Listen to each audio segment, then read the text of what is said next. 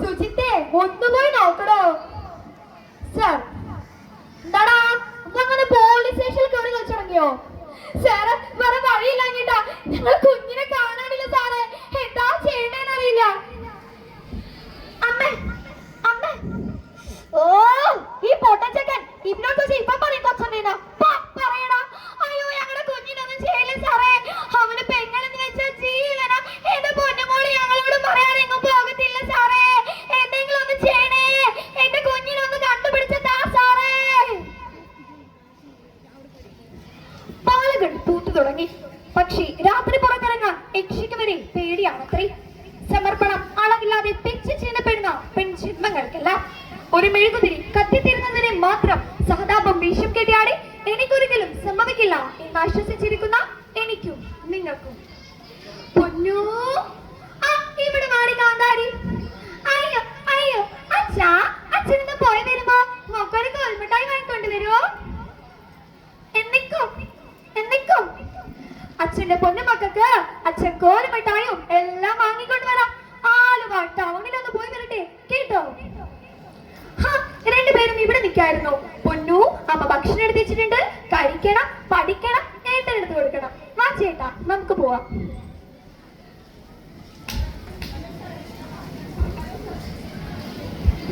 ചേട്ടാ ചേട്ടാ. അയ്യോ അച്ഛൻ പുറത്തു പോയല്ലോ. എന്ത് പറ്റി? അറിയായിരുന്നു. എന്നാലും അങ്ങനത്തെ സുന്ദരി കുട്ടിക്ക് അങ്കിളെന്താ കൊണ്ടുവന്നത് കാണണ്ടേ? ചോക്ലേറ്റ് മോക്കത് വലിയ ഇഷ്ടാ. Thank you. എന്താ ചെയ്യുന്നേ? നമുക്ക് പേടിയാവുന്നു. എന്തിനിങ്ങനൊക്കെ തൊണ്ണേ? നമുക്ക് പേടിയാവുന്നു. വേണ്ട എന്നൊന്നും ചെയ്യില്ലേ. നമുക്ക് പേടിയാ. അമ്മേ എന്തിനാ പേടിക്കണേ? അങ്കിളല്ലേ? പേടിക്കണ്ടാട്ടോ. അയ്യോ എന്നൊന്നും ചെയ്യില്ലേ. നമുക്ക് പേടിയാ. വേണ്ട അമ്മേ.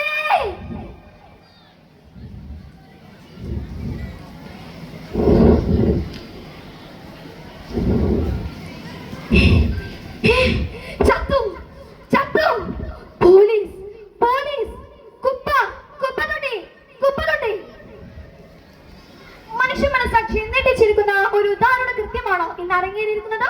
നമുക്ക് നാട്ടുകാരോട് തന്നെ ചോദിക്കാം. പറയൂ ചേച്ചി പറയൂ. അല്ലേലും എന്നാ പറയാനാ? കണ്ട ബംഗാളികൾക്ക് ഇവിടെ വന്ന് താമസിപ്പിച്ച ഇതൊക്കെ തന്നെയാ സ്ഥിതി. എന്തായി പറയണേ? കർമ്മങ്ങൾ ചെയ്യാനോ നടക്കില്ല. അതും അന്യ നാട്ടിൽ നിന്നൊരു കുട്ടിക്കായി നടക്കില്ല. എനിക്കും എന്റെ ഫോഴ്സിനും കുട്ടിയെ രക്ഷിക്കാൻ കഴിഞ്ഞില്ലെങ്കിലും ക്രിമിനൽ ഞങ്ങൾ കണ്ടെത്തി. ഞാനും എന്റെ പാർട്ടിയും ഇതിന് ശക്തമായി പ്രതിഷേധിക്കും. എല്ലാവരും ഞങ്ങൾക്ക് വോട്ട് ചെയ്യണം.